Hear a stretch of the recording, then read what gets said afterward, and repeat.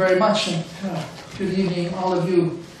I'm not used to all this heat in the room coming from Canada at minus 25 yesterday, and there's just about 2 meters of snow in front of the house where I've noticed crocuses out here, so I'm quite happy to be with you.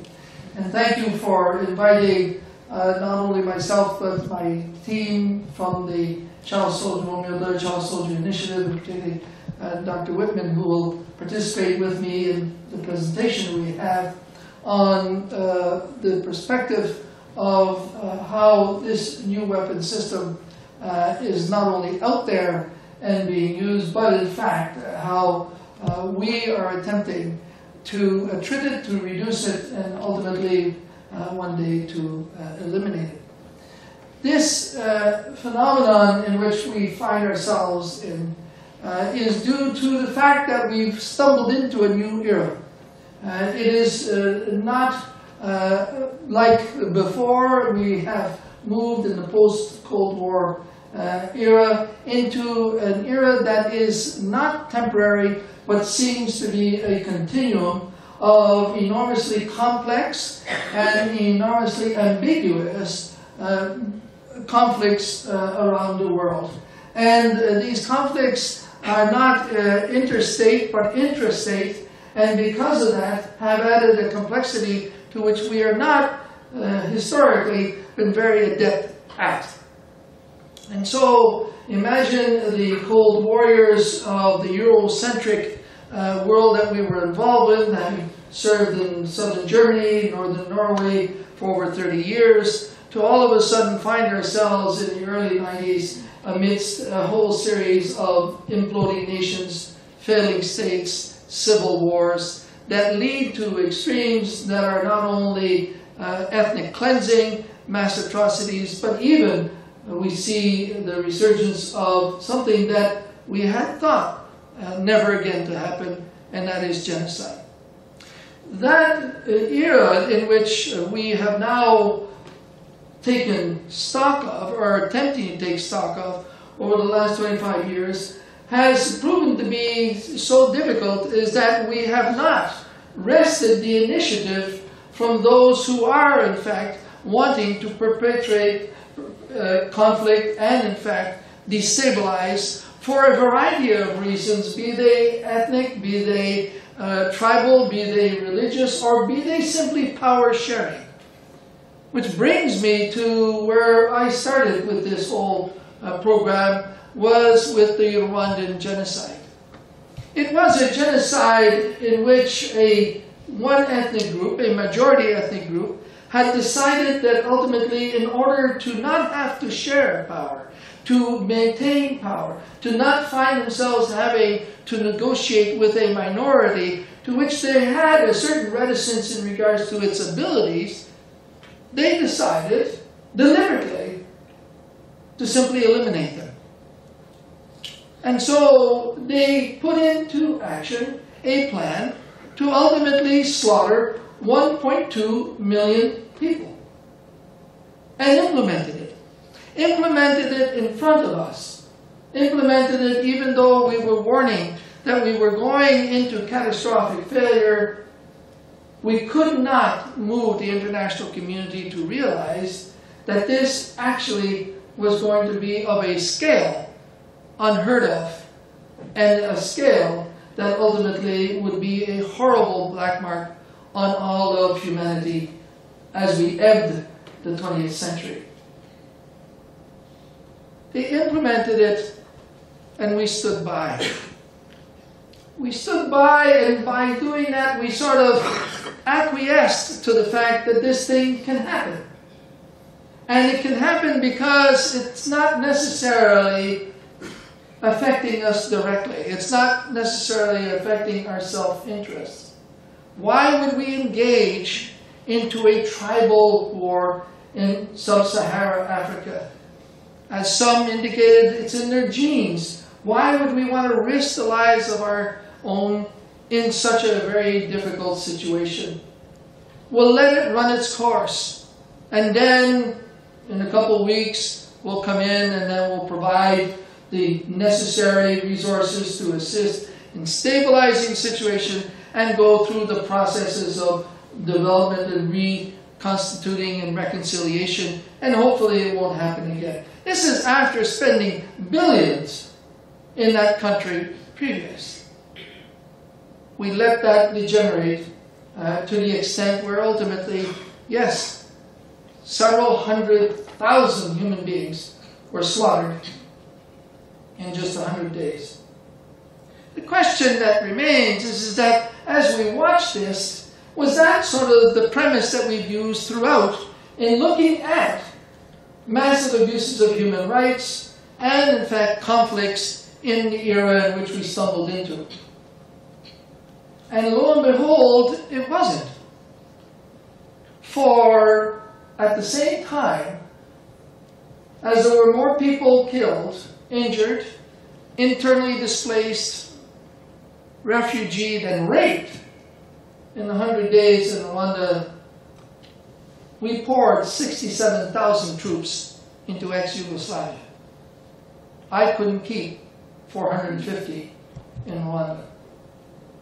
The international community was not prepared to have Blue Beret casualties, even though it was watching about 10,000 Rwandans slaughtered a day.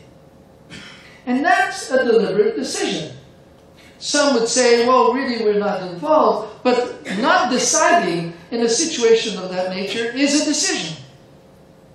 And so the international community wrote off the Rwandans that were slaughtered, and ultimately the subtitle of my first book, The Failure of Humanity in Rwanda, was not just the failure of Rwandans losing their sense of humanity by slaughtering each other, of which 90% of the population was Christian.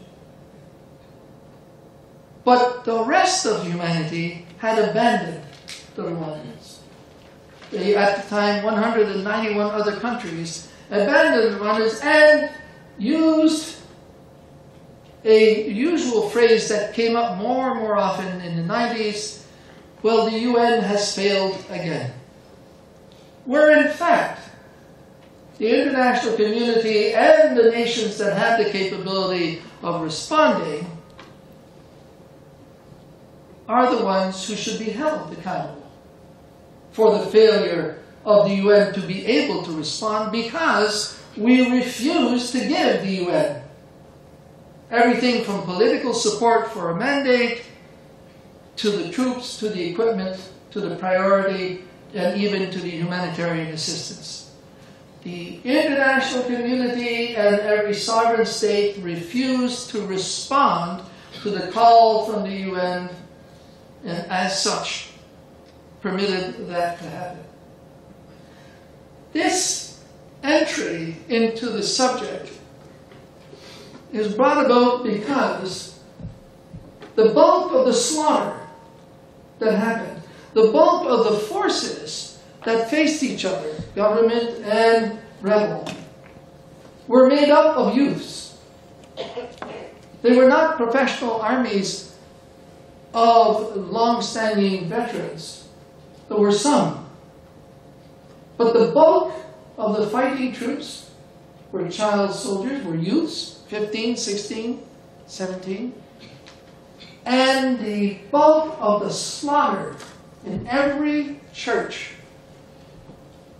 in every mission in Rwanda was conducted by youths who had been recruited into a political wing, a youth political wing of a political party that slowly, over the period of about a year, indoctrinated them and changed them and refocused them into a militia that had deliberate objectives of being anti and other ethnicity.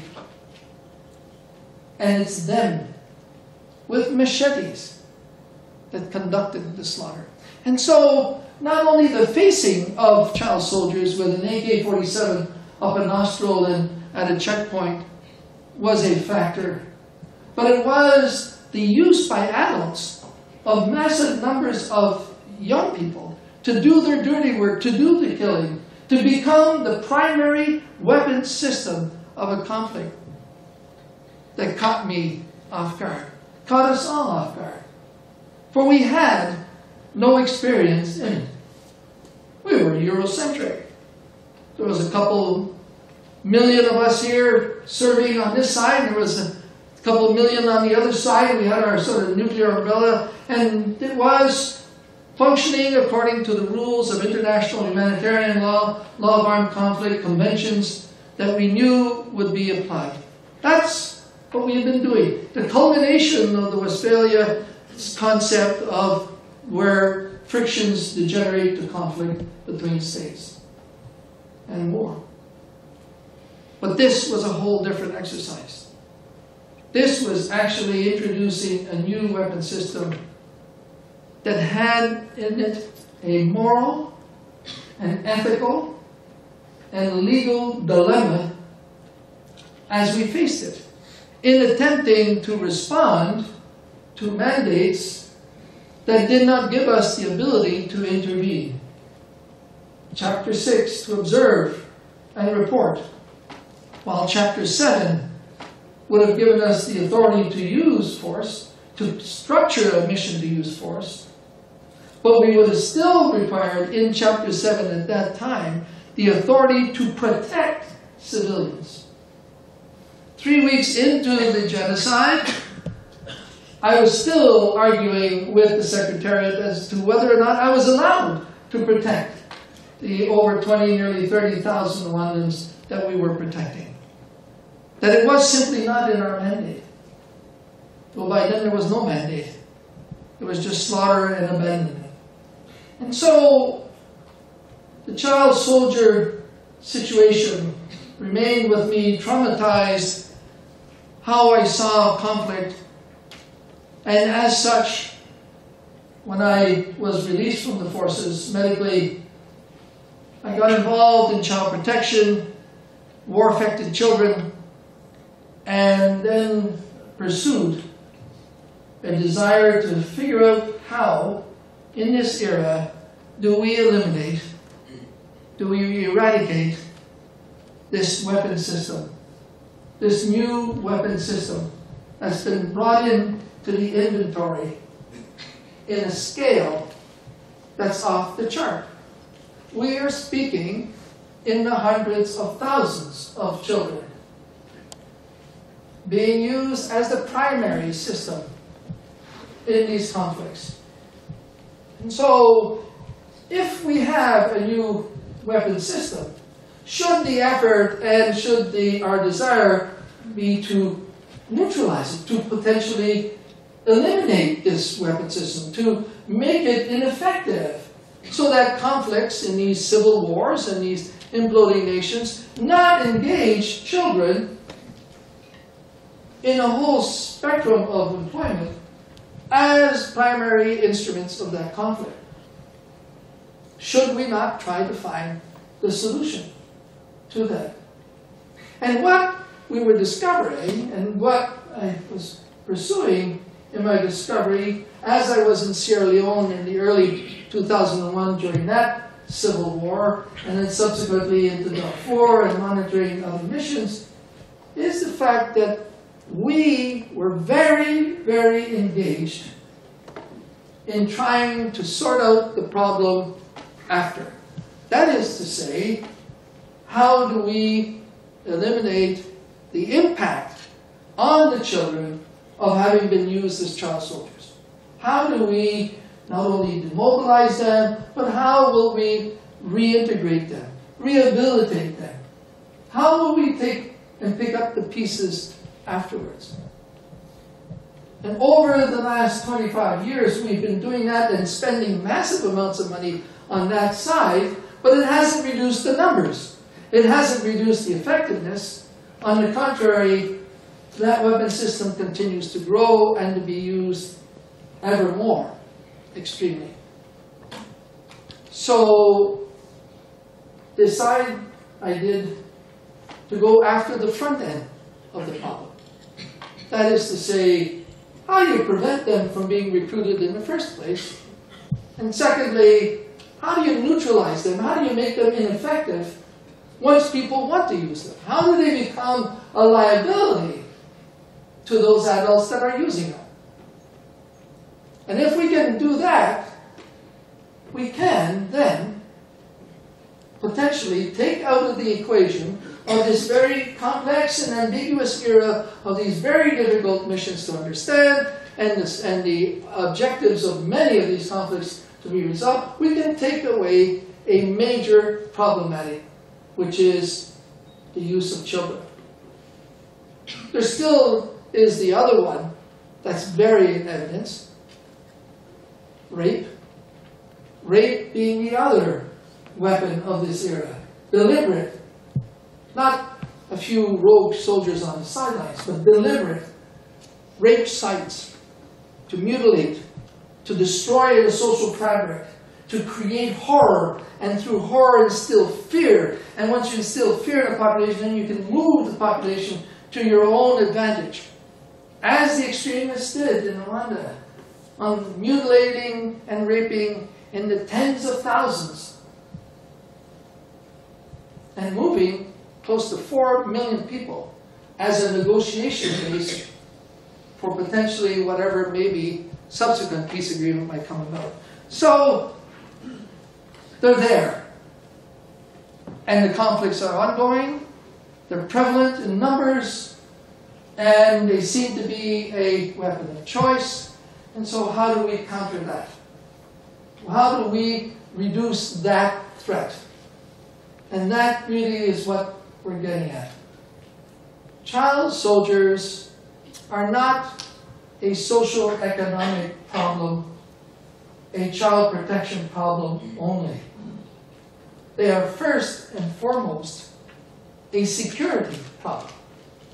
They are a threat to the ability of missions to achieve success and to stabilize nations before, hopefully, they go into catastrophic failure, or at least to reduce their availability to permit that to happen. And so, the Child Soldier Initiative,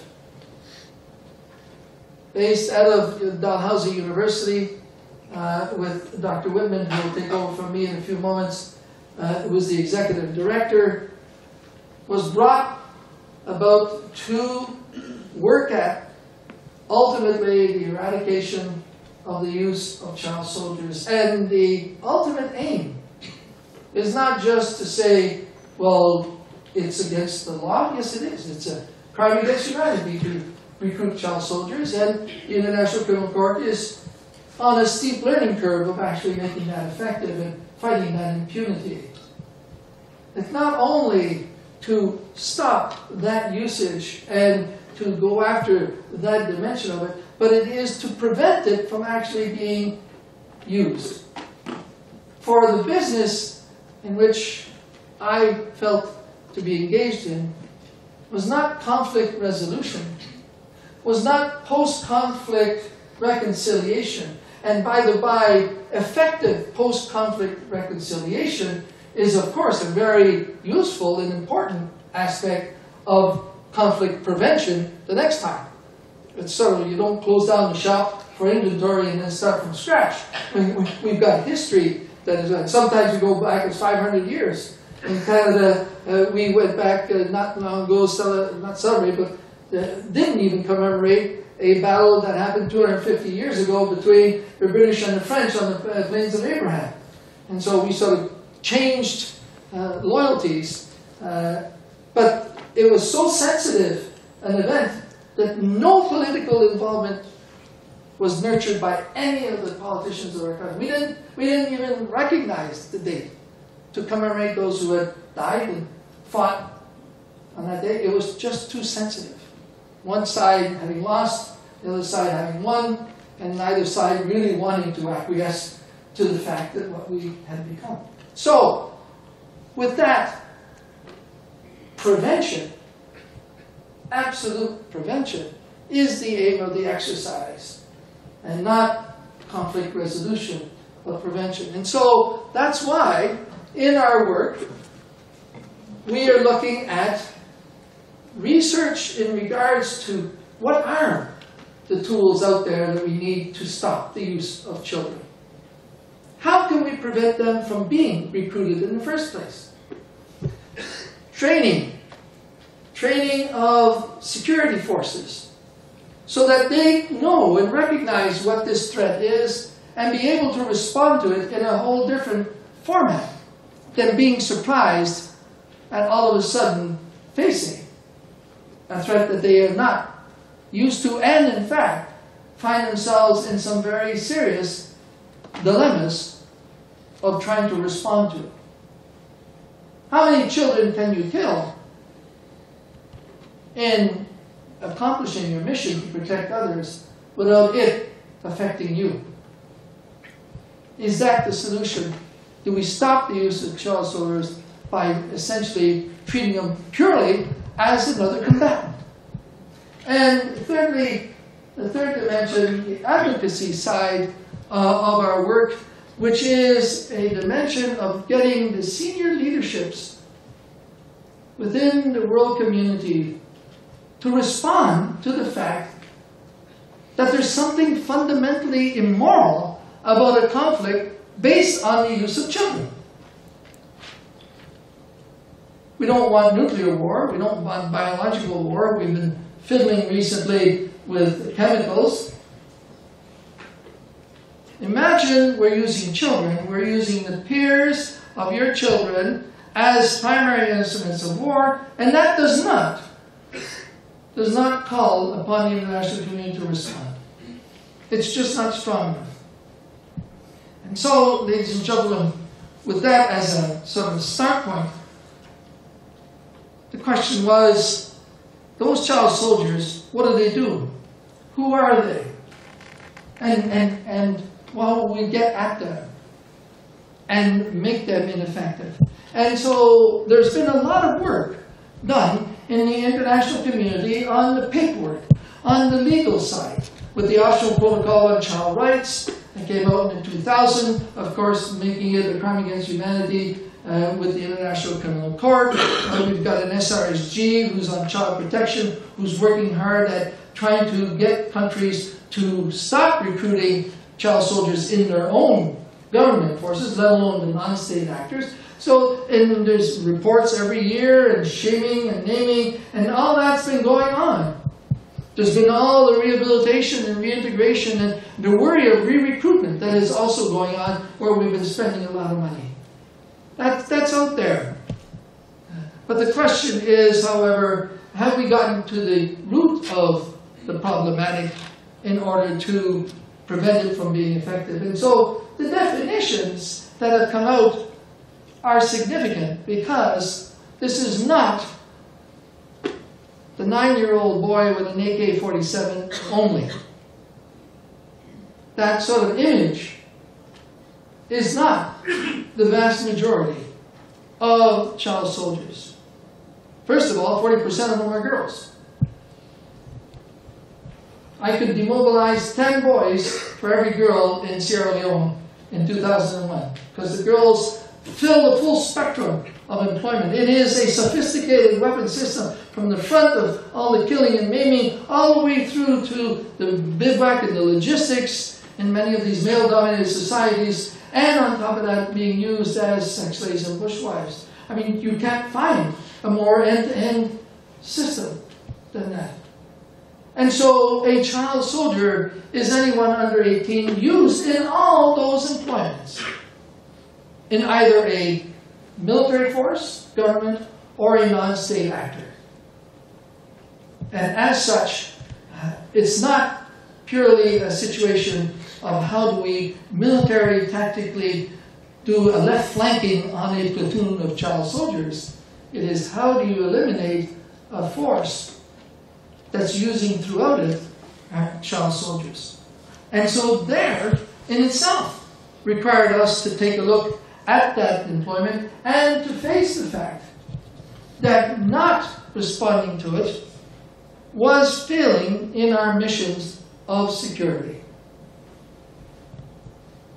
We had to meet that dilemma. We had to meet that ethical and moral dilemma. we had to meet it without finding ourselves with the only option is of destroying these children. For the destruction of the children, we're causing casualties amongst our own. And not responding to them, in fact, being influenced by the scenario of, well, they're children and maybe we don't want to engage, was giving more room, more power to those who were actually using them. Because we were backing off. We were holding back. We've been taking casualties with child soldiers. This is a recent scenario of South African forces in the Central African Republic where they were ambushed by opposing forces. They took casualties. I believe in the end 11 of their soldiers were killed and a series of others injured. But not only did they take casualties, they realized at the end of the firefight that they were actually fighting children.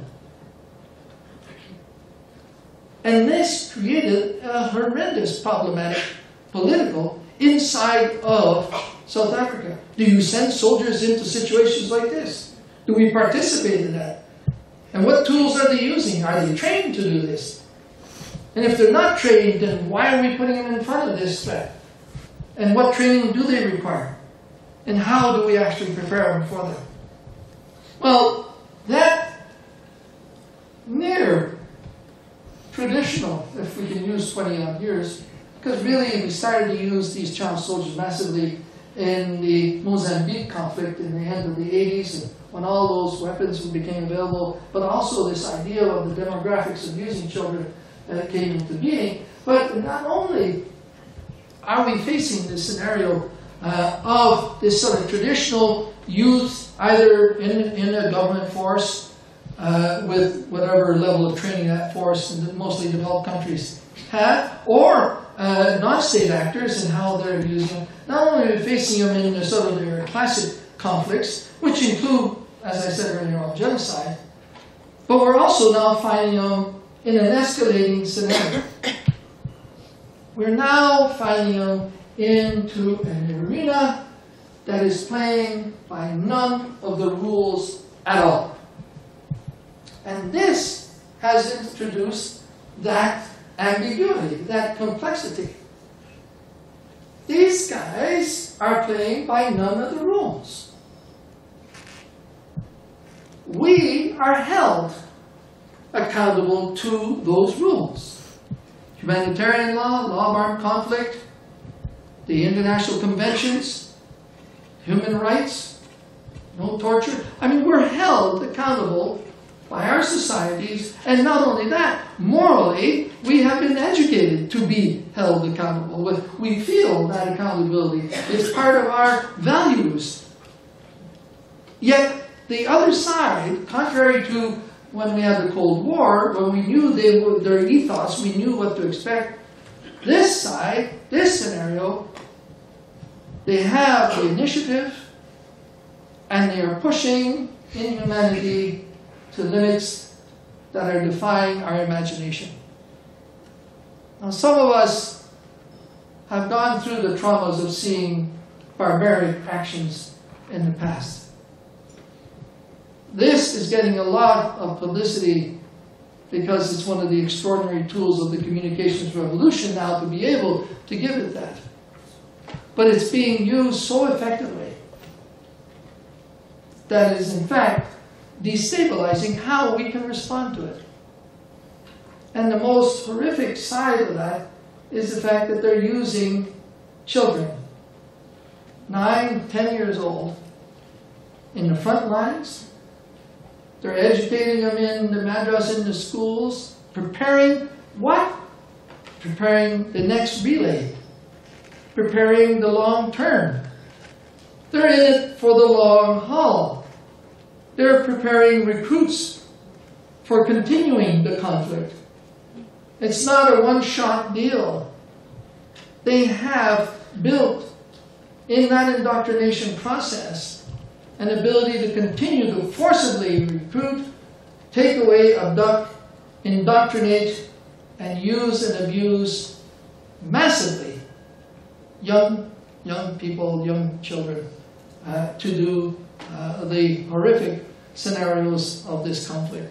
And so, how do we handle that extreme side?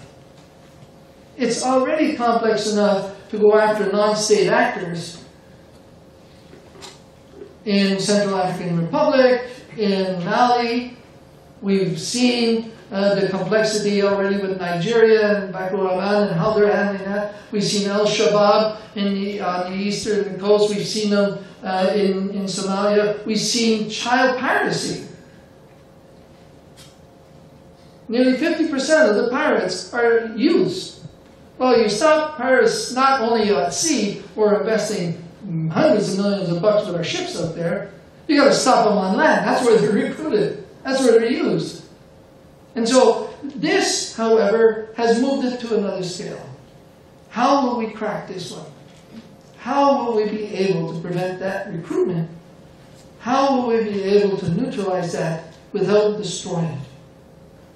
As we are now dropping 500-pound bombs from our aircraft, yours and ours, in our country, on targets where they are. And so we needed not only to face the problem, we needed how do we actually approach the problem and bring in these new solutions. And this is why, and I don't want to belabor the point too much, except to indicate to you that we are looking at means of preparing the security forces to be effective in facing these threats, neutralizing them, and participatory in preventing their recruitment by making them more able and agile to work with the non-military disciplines that are deployed in the field.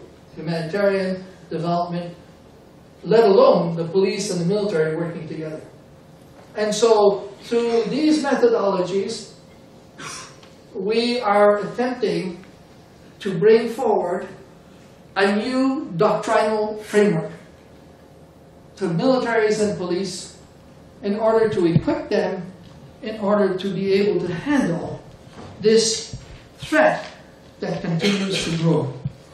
And it continues to grow because of its use. And its use is, in fact, being recognized by the extremists who are pushing it, as I said earlier on, to the limits. And so, from armed groups to opportunities that they're bringing forward, to the fact that, in the interesting study that we've been looking at, is the fact that if adults are prepared to recruit children to conduct these horrible exactions,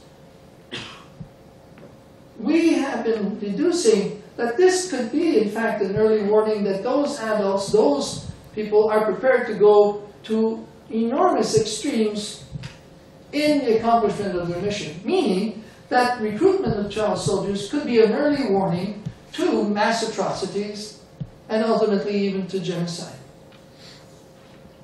And just that recognition in Central African Republic, years and years ago, 5, 6 years ago, we were seeing recruitment of child soldiers. And all of a sudden it explodes and everybody is sort of surprised.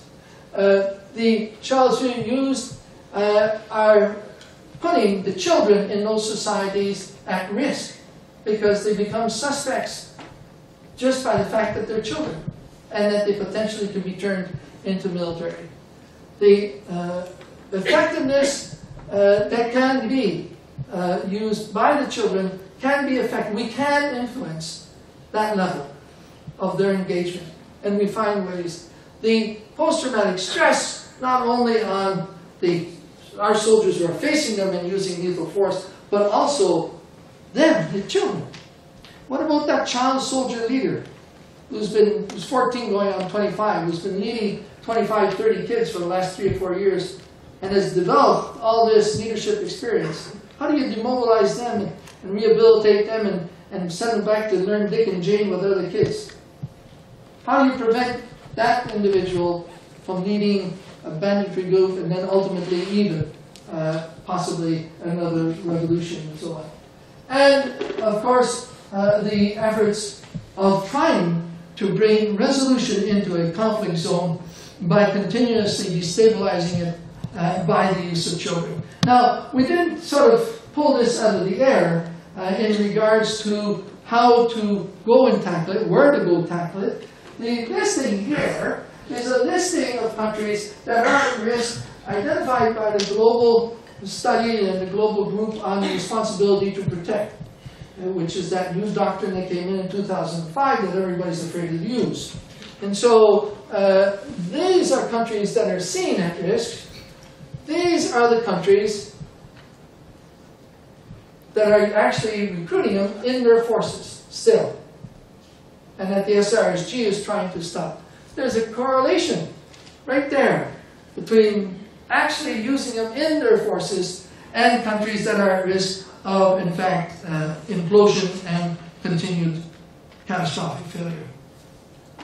So, why pursue this ultimately?